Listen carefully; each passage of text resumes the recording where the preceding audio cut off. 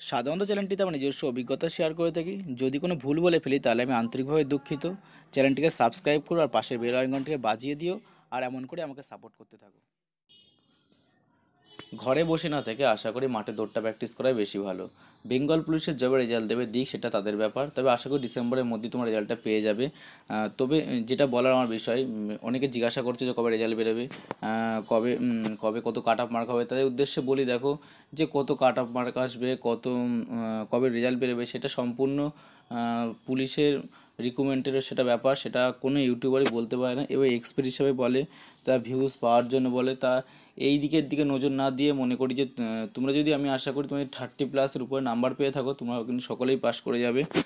যে 30++++++++++++++++++++++++++++++++++ উপরে নাম্বার পেলে তোমরা পাস করে যাবে। তাই ফালতু এই চাকরিটা না হোক, এর সামনে রয়েছে ধরো আর্ট বাহিনী আছে, আরপিএফ আছে, তো এই ধরনের জবগুলো আছে। আবার সামনে কলকাতা পুলিশ আসছে। এখন থেকে মোটামুটি দৌড় প্র্যাকটিস করো। দৌড় প্র্যাকটিস করলে আশা করি তোমাদের কী হবে কেসটা, এই যে মাঠে কিন্তু এই ছেলেপেলে বাধাই, পরীক্ষায় কিন্তু সবাই কম বেশি এদিক ওদিক করে পাস করে যেতে পারে, কিন্তু মাঠে কিন্তু ফিজিক্যাল পিএমটি আর পিইটি টেস্টটা কিন্তু খুব ভালোই হয় পুলিশের ক্ষেত্রে। তাই সেখানে কিন্তু বাদ পড়ে প্রচুর ছেলেপিলে।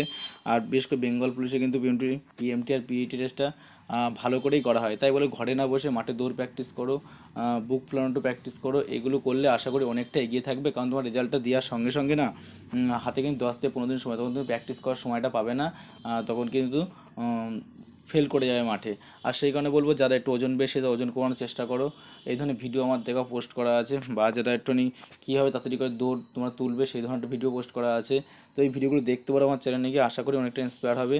আর বারবারই বলবে, ইউটিউবের সময় নষ্ট করে লাভ নেই। কত কি কাট অফ মার্ক, দেখো কাট অফ মার্ক কোনো ইউটিউবারই বলতে পারবে না কত cut off, expected cut off mark বলবে। এমন করে একটা থাম্বনেল লিখবে মনে হবে যেন রেজাল্ট বেরিয়ে গেছে। তাই এগুলো ক্লিক করে দেখে সময় নষ্ট করার দরকার নেই। যখন রেজাল্ট বেরোবে তুমি অনায়াসে এই চ্যানেলকে এই চ্যানেলকে সাবস্ক্রাইব করে রাখো, আমি দিয়ে দেবো কীভাবে তোমার রেজাল্টটা দেখতে পারবে। তো ফালতু আমি একটা কথাই বলবো যে ভিউজের দরকার নেই আমার চ্যানেলে, কিন্তু কথা হচ্ছে সঠিক নেওয়া দরকার আছে। সেটা হচ্ছে, বিষয়টা হলো তোমরা ফালতু ইউটিউবের পিছনে সময় নষ্ট যতটা করছো, তো ওটা মাঠে সময় নষ্ট করো, অনেক বেশি বেটার হবে। আর যদি কোনো নোটস লাগে এডুকেশন সংক্রান্ত, তো সেই জন্য আমার চ্যানেলকে সাবস্ক্রাইব করতে পারো, সেখানে আমি কিছু কিছু মাঝে মধ্যে দিয়ে থাকি। তো এগুলো তোমার কাজে লাগবে, এটাই বলার ছিল। যে আমি দেখছিলাম ইউটিউবে পেজে পেজে বারবার আসছিল যে কবে রেজাল্ট বেরোবে, কবে কত কাট অফ মার্ক হবে, আমাকেও কমেন্ট করছে যে কত কাট অফ মার্ক আসতে পারে। তো এইসব বিষয়ের দিকে মাথা না ঘামিয়ে আমি বলবো, দেখো এখানে এমন কোনো কিছু দিয়েই দেয়নি যে যে বলা যেতে পারে যে কত কাট অফ মার্ক আসবে, কবে রেজাল্ট বেরোবে, এরকম কিছু দেয়নি।